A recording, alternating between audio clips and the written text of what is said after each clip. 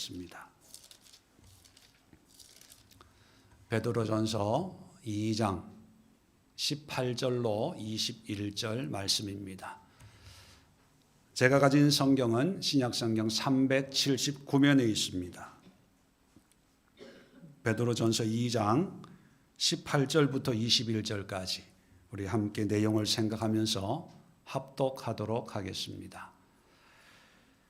다 찾으신 줄 알고 합독합니다. 시작. 사환들아, 범사에 두려워함으로 주인들에게 순종하되 선하고 관용하는 자들에게만 아니라 또한 까다로운 자들에게도 그리하라.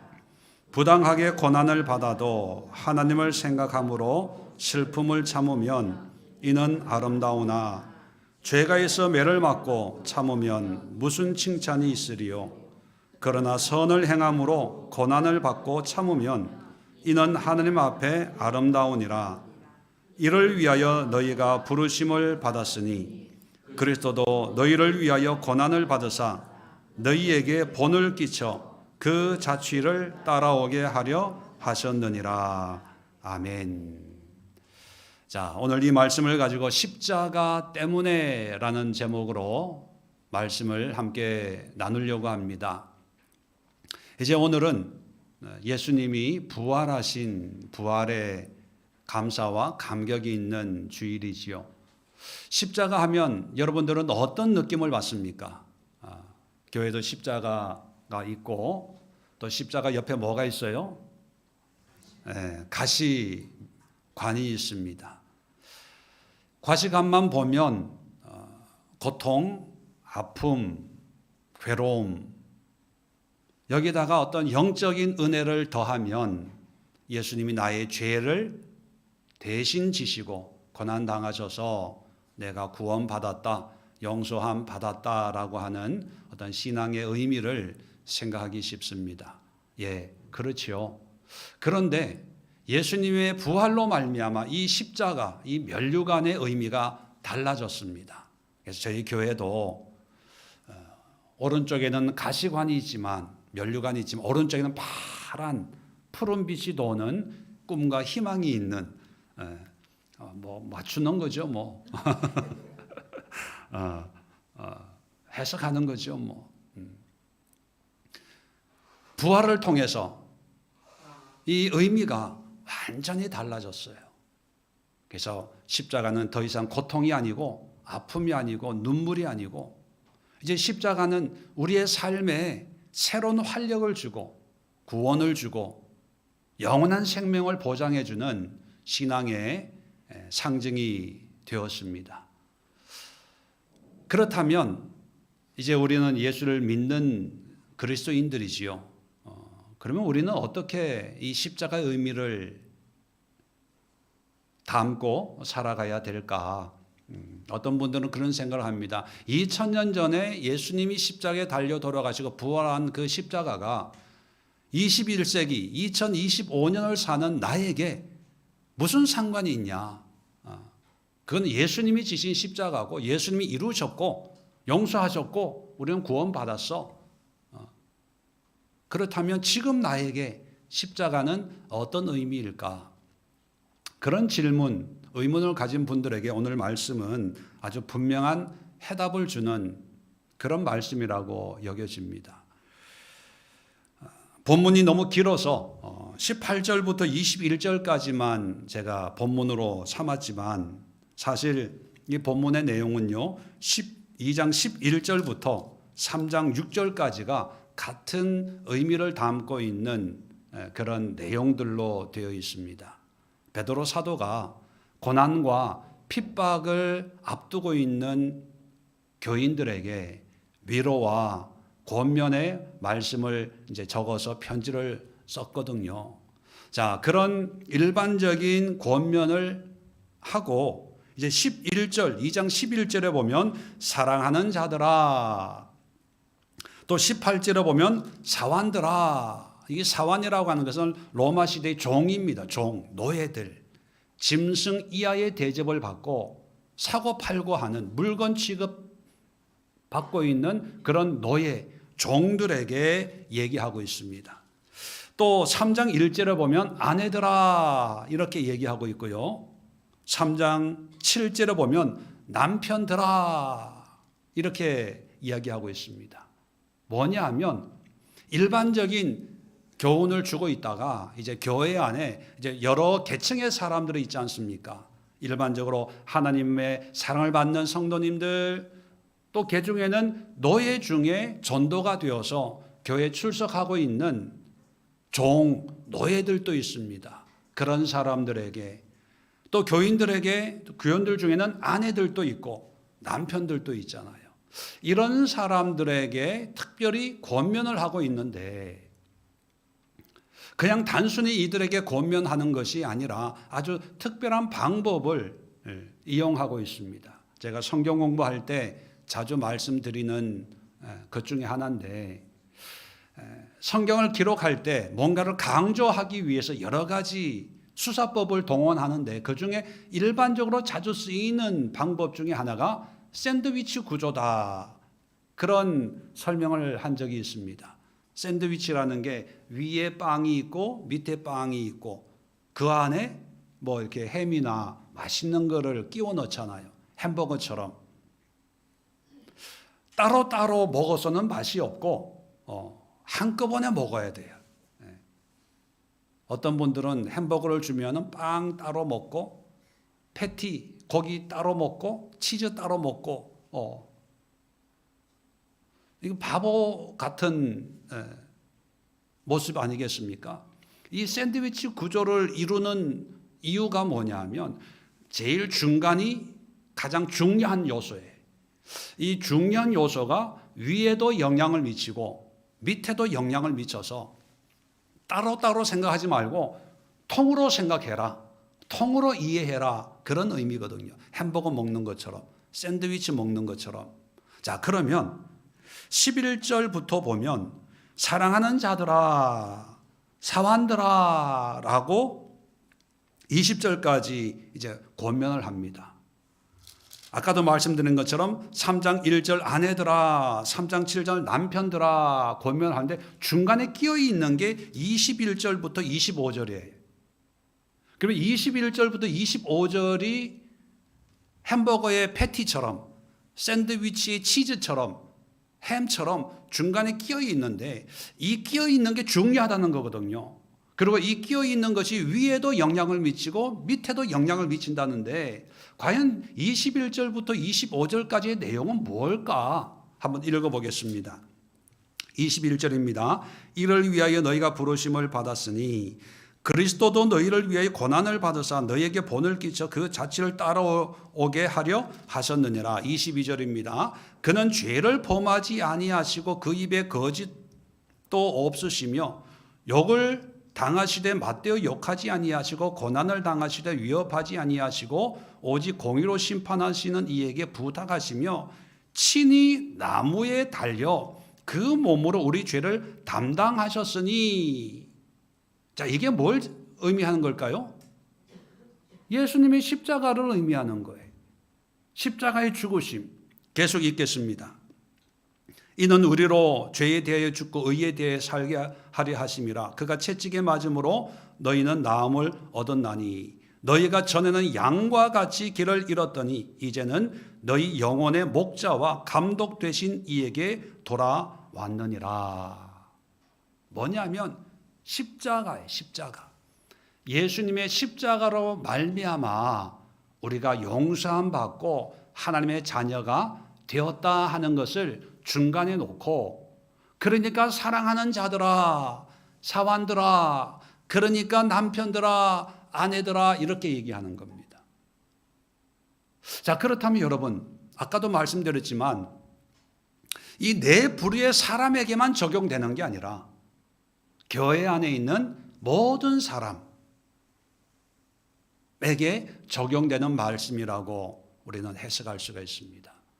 오늘날로 치면 교회 안에 직장인도 있고, 물론 가정주부도 있고, 남편도 있고, 회사원도 있고, 학생들도 있고, 직업 중에도 자영업자가 있고, 회사원이 있고, 여러 계층의 사람들이 있지 않습니까? 그러나 그 모든 계층의 사람들에게 동일하게 적용이 된다는 거죠. 뭐가요? 예수의 십자가가. 그래서 이 예수님의 십자가는 단순히 종교적인 상징만이 아니라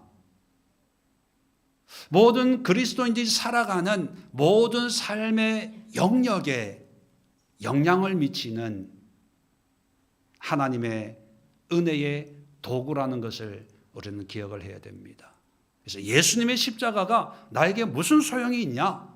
2000년의 십자가와 21세기의 나와 무슨 연관이 있냐라고 생각하는 분들에게 분명히 말씀드리고 싶은 것은 뭐냐면, 십자가는 나의 일상, 나의 현재 위치, 나의 모든 삶에 영향을 미치고 있다는 것을 기억해야 됩니다. 어떻게 영향을 미치냐?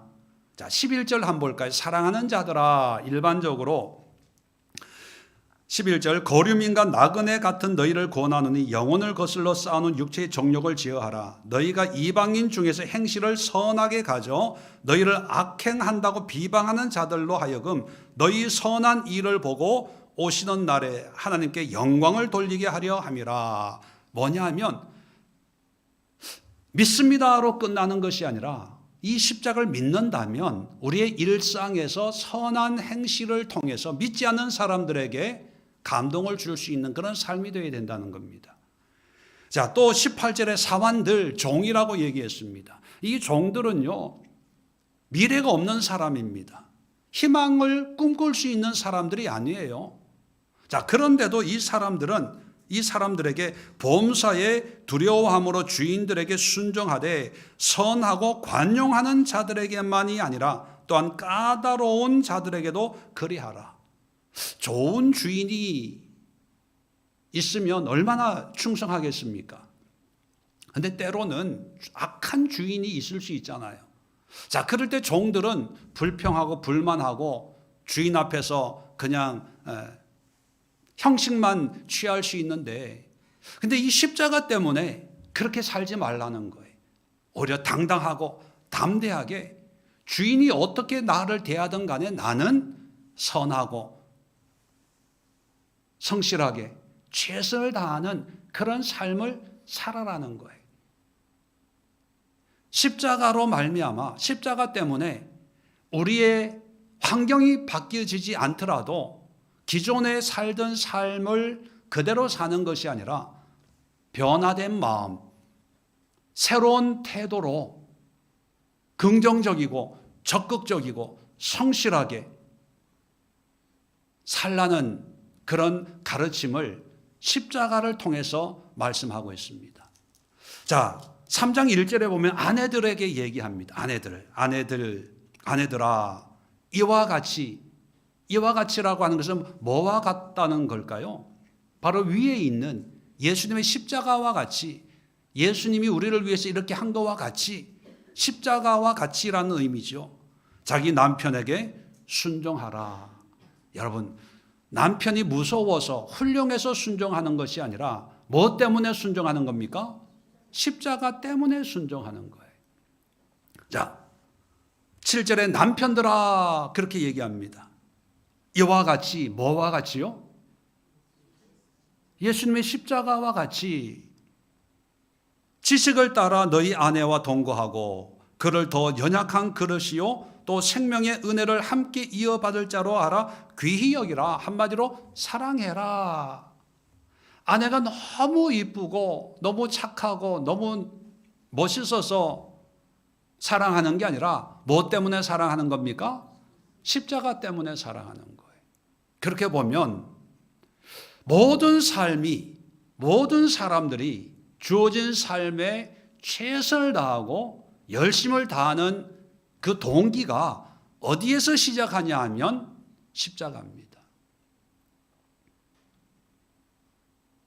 오늘날 우리의 현실을 보면 불행하게도 십자가와는 상관없이 돈 때문에, 환경 때문에, 여건 때문에, 뭐 때문에 내가 참고 또 순종하고 뭘 하고 그것이 일반적인 삶이라고 생각을 합니다.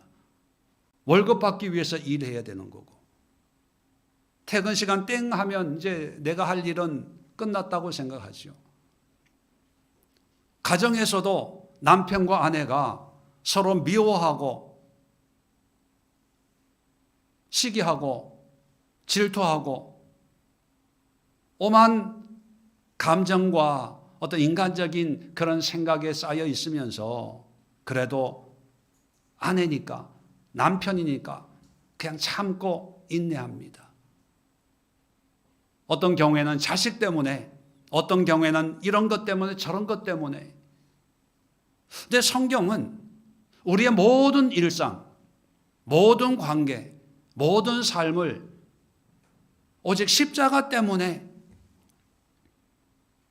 새로운 마음, 새로운 태도, 새로운 관계를 만들어 가라고 말씀하고 있습니다. 이것만 보더라도 십자가는 영적인 우리를 구원하시는 하나님의 은혜의 통로만이 아니라 구원받은 자가 이 땅에서 어떻게 살아낼 수 있을까? 이 땅에 믿음으로 살게 하는 하나님의 능력입니다.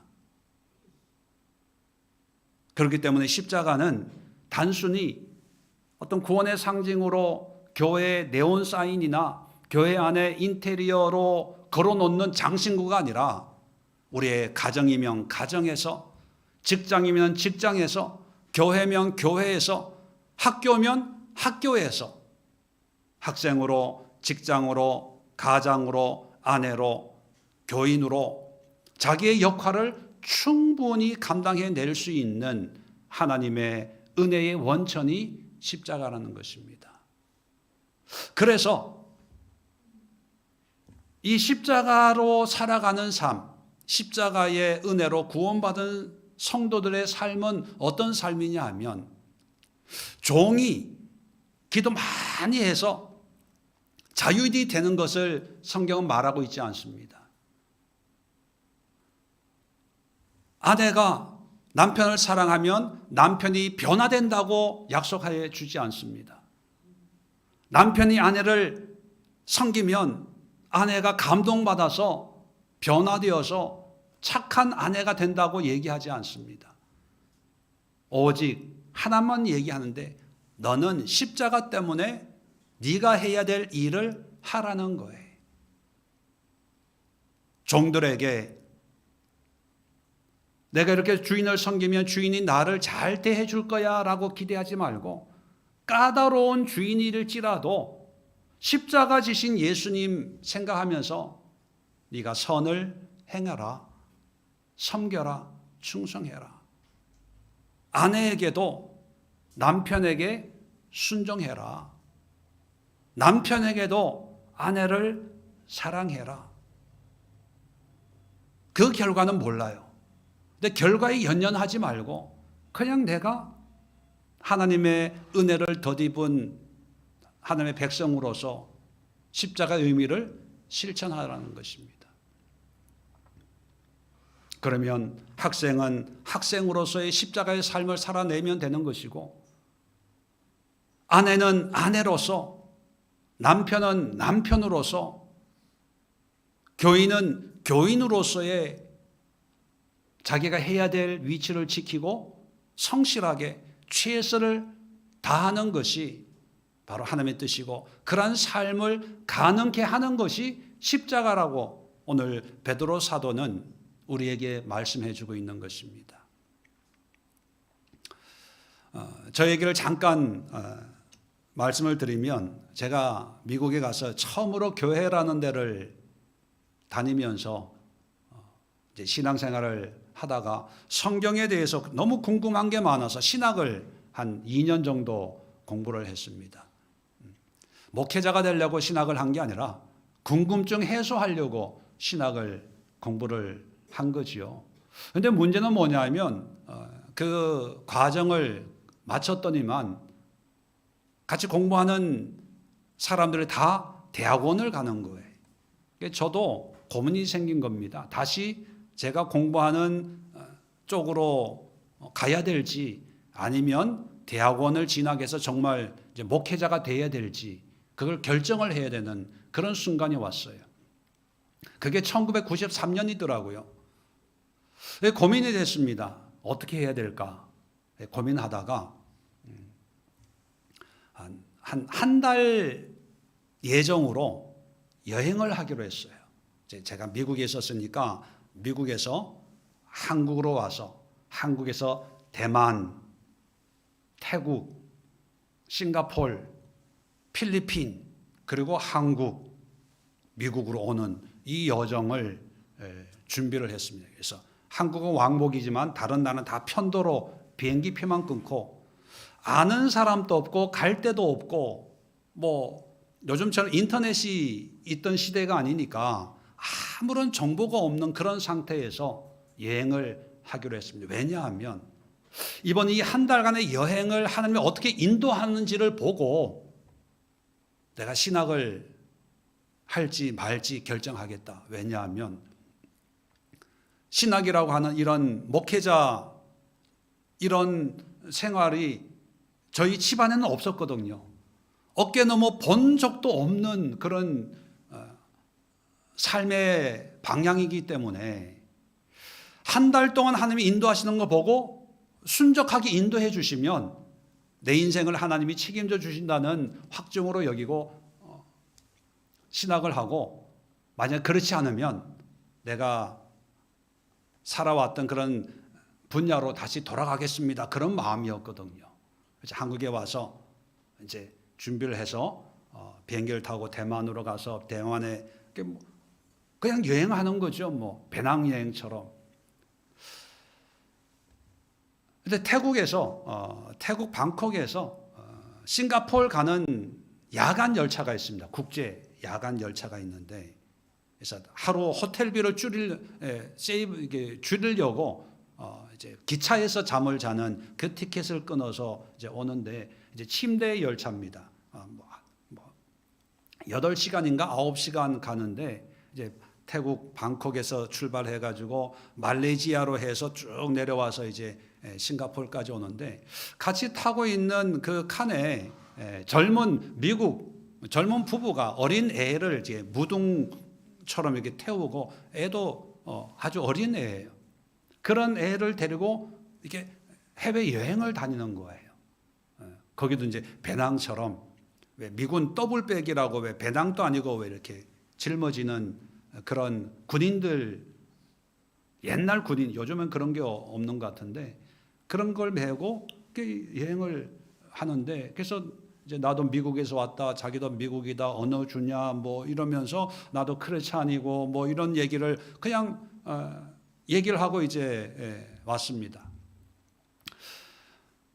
그리고 이제 비행기 타고 필리핀에 와서 또 이렇게 다니면서 제가 하나 느낀 게 뭐냐 하면, 저는 신앙생활을 중간에서 청년 때 처음 하다 보니까 성경에서 모르는 게 많아서 뭘 알아야 된다고 생각을 했어요. 성경에 대해서 알고 신앙에 대해서 알아야 뭐 신앙도 열심히 할 수 있고 또 가르칠 수 있다고 생각을 했는데, 여행을 하면서 느낀 게 뭐냐면, 신앙에 대해서 모르는 사람에게 뭘 가르쳐 주려고 해도 듣는 사람이 지식이 없으면 그걸 알려줄 수가 없잖아요. 뭔가 이렇게 통하는 게 있어야 되는데. 그런데 여행을 하면서 느끼는 게, 그냥 내가 그리스도인이다, 크리스찬이다, 하나님의 은혜로 사는 사람이다라고 하는 이것만 얘기해도 듣는 사람에게는 큰 감동을 줄 수가 있겠구나. 그래서 그 젊은 부부의 모습이 너무 아름답게 보이는 거예요. 예수 믿는 사람들이 이렇게 자유롭게 또 누리면서 또 고생도 기쁘고 즐겁게 하면서 이렇게 뭐 신학적으로 가르치는 게 아니라 나는 크리스찬입니다, 말 한마디가 내 머릿속에 깊이 새겨지더라고요. 그래서 미국에 돌아가서 진로를 바꿔서 신학을 정식으로 하기로 마음을 먹었습니다. 그래서 대학원에 등록을 해서 선교사가 돼야 되겠다. 그 선교사가 돼야 되겠다는 그 결심 중에 하나가 뭐냐면, 뭔가 현지인들에게 많이 가르치는 게 아니라 그저 현지에 가서 그들과 함께 먹고 마시면서 그들이 물어봐요. 아니 왜 한국 사람인 당신이 왜 여기 우리와 함께 사냐? 그 물어본다면 대답은 딱 한 가지만 하겠다. 뭐냐면 예수님 때문에. 예수님이 한국에 오시고 또 나에게 오신 것처럼 나도 예수님 때문에 너희 나라에 왔고 너희들과 함께 있다. 이것만 얘기해 주겠다. 그래도 나는 의미 있고 보람 있는 그런 선교사의 삶이라고 나는 생각한다. 그런 마음이 불일 듯 일어났기 때문입니다.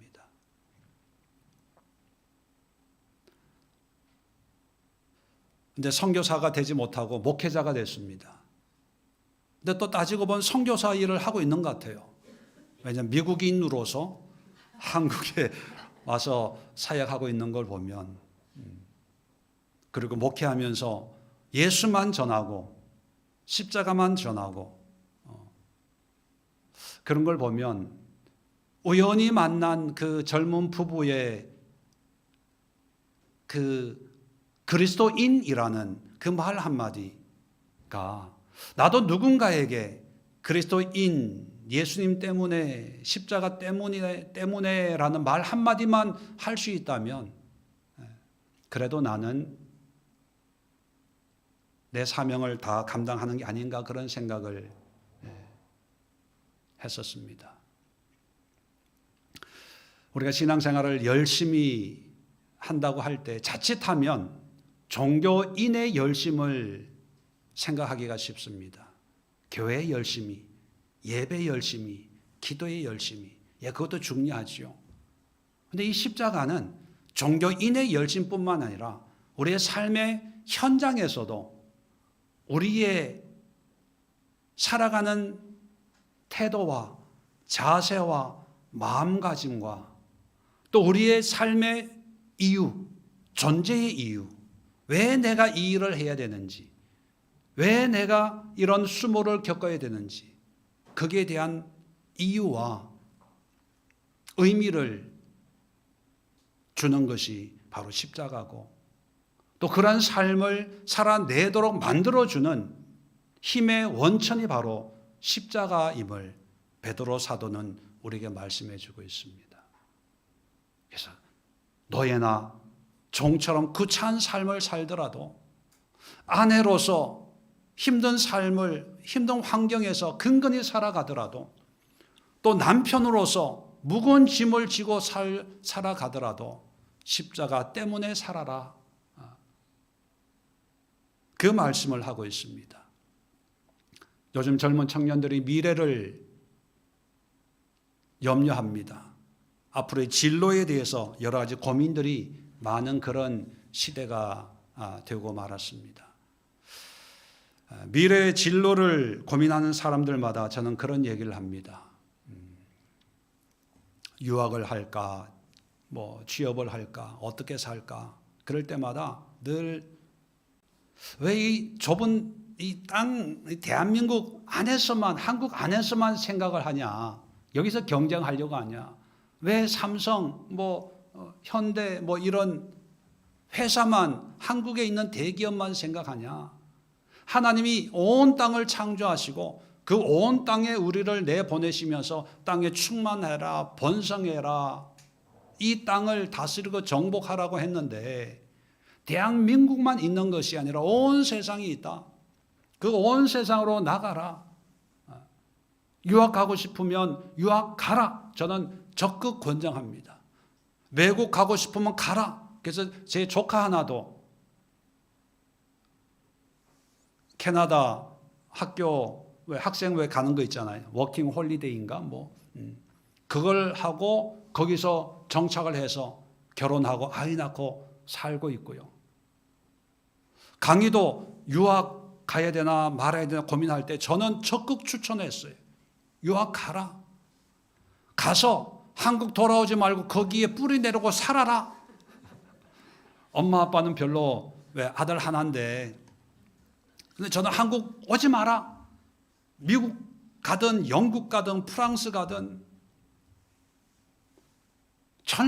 얼마나 넓고 할 일이 많은데 왜 이 좁은 이 한반도 안에서 아웅다웅하고 뭐 어느 대학 나왔네, 무슨 회사 다니네, 연봉 얼마 받네, 이런 거 좀 하지 말고 눈을 넓혀라. 왜냐하면요, 우리가 하나님의 자녀, 그리스도인, 예수로 살고 십자가로 사는 사람이라면 어느 곳에 가든 어떤 환경에 처해 있든 간에 능히 살아낼 수 있는 영적인 힘, 삶의 힘을 십자가를 통해서, 예수님을 통해서 공급받는 자들이기 때문이에요. 좀 차들 보면 뭐 기름을 한번 넣으면 몇 킬로 간다는 그런 차 성능 있잖아요. 전기차 뭐 한 번 충전에 몇 킬로 가는 거. 예, 몇 킬로 간다는 한계는 분명히 있습니다. 근데 문제는 뭐냐면 500킬로 가는 차면 500킬로 가서 기름을 넣으면 되는 거예요. 충전하면 되는 거예요. 우리 그리스도인들은 뭐로 충전한다고요? 십자가 때문에 십자가로 충전하면 되는 거예요. 그러니까 사실 무한대까지 갈 수가 있는 거예요. 지구를 몇 바퀴 돌 수가 있는데 이 십자가에 충전기가 없는 사람들은요, 꼭 내 능력만 봐요. 내 학벌이 이건데, 공부한 게 이건데, 나는 뭐를 좋아하는데, 뭐를 싫어하는데, 이 대학교는 점수가 이 정도고, 이 회사는 뭐 이런 수준에 대해 스펙이 이 정도 돼야 되는데, 늘 우리가 가지고 있는 한계만을 생각하고 자동차를 만들 때 한 번 충전은 500km 갈 수 있어 하면 500km 근처로 오면은요, 두려워해요. 무서워해요. 달달 떨어요. 그리고 600km의 목적지가 있는 데는 갈 생각을 안 합니다. 왜? 내 한계 넘어라고. 근데 우리에게는 십자가가 있어요. 이 십자가는 종도 새로운 삶을 살게 만들어요. 이 십자가는 아내도 진정한 아내의 삶을 살도록 만들어 버려요. 이 십자가는 남편도 진정한 가장으로 만드는 능력이 있어요. 그렇다면 우리에게 이 십자가는 진정한 직장인, 진정한 사업가, 진정한 학생, 진정한 자녀, 진정한 부모를 만드는 능력의 원천이 십자가라는 것입니다. 이 십자가만 있으면, 이 십자가의 은혜만 있으면 내 한계를 뛰어넘어요. 내 능력을 뛰어넘을 수 있습니다. 오늘 주일학교 아이들도 같이 예배 드리던데 예수 그리스도 때문에, 십자가 때문에의 신앙을 깨달으면 여러분의 한계를 뛰어넘어요. 무엇을 하든 어떤 일을 하든 가장 행복하고 의미 있는 삶을 살게 하는 것이 바로 십자가입니다. 그래서 십자가는요, 단순히 죄인을 구원하는 도구로만 쓰시는 게 아니라 죄인이었던 인간을 구원시켜서 하나님의 자녀의 삶을 이 땅에서도 살아내게 만드는 우리 삶의 힘의 원천으로 하나님 우리에게 주신 것입니다. 그래서 날마다 십자가를 통해서 우리의 삶을 어떻게 살아내야 될지 영적인 힘을 공급받기 위해서 이렇게 십자가를 세워놓고 묵상하는 거지요. 우리 성도님들 또 학생들, 우리가 왜 살아야 되는지, 왜 이 일을 해야 되는지, 내가 왜 공부해야 되는지 그 이유를 이 십자가 안에서 찾는 그런 은혜가 오늘 이 아침에 여러분들에게 임하기를 간절히 축원을 드립니다. 기도하겠습니다. 좋으신 하나님 아버지, 은혜와 사랑을 감사합니다. 십자가는 단순히 종교적이고 신앙적이고 영적인 구원의 은혜만을 상징하는 상징물이 아니라 구원받은 모든 하나님의 자녀들을 모든 환경, 모든 영역 속에서도 하나님의 백성으로 살아낼 수 있는 힘의 원천임을 오늘 말씀은 분명히 말해주고 있습니다. 이 십자가 때문에 아내의 삶을 살게 하시고, 십자가 때문에 남편의 삶을 살게 하시고, 십자가 때문에 회사 일을 하게 하시고, 십자가 때문에 사업하게 하시고, 십자가 때문에 공부하게 하시고, 십자가 때문에 수고하고 일하고 땀을 흘리는 그런 우리 믿음의 권속들 될 수 있도록 축복하여 주시옵소서. 예수님의 이름으로 감사합니다.